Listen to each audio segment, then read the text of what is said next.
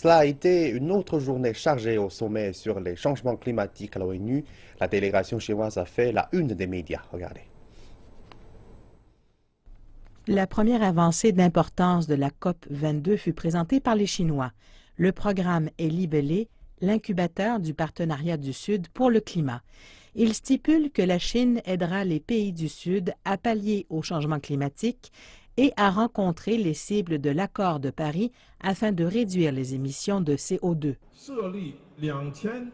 À partir de maintenant, la Chine coopérera avec les pays en développement à élaborer 10 modèles de faible teneur en carbone, à mettre en place 100 projets de réduction des émissions carboniques et à former 1000 personnes.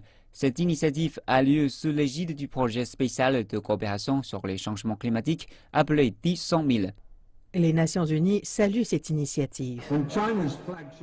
La coopération Sud-Sud, programme phare de la Chine, accroît les capacités d'autres pays en développement à adhérer à cette collaboration. Les besoins en Afrique n'ont jamais été aussi grands.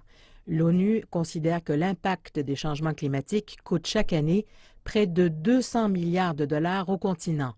Les sécheresses sont de plus en plus fréquentes et les Nations unies affirment que le phénomène El Niño a perturbé la sécurité alimentaire de 30 millions de personnes. Et plusieurs pays n'ont pas les moyens d'atteindre les cibles fixées par l'accord de Paris.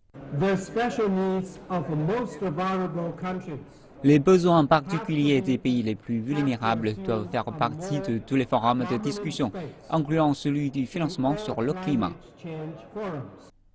L'an dernier, le président chinois Xi Jinping a promis de mettre 3 milliards de dollars de côté pour financer la coopération Sud-Sud climatique.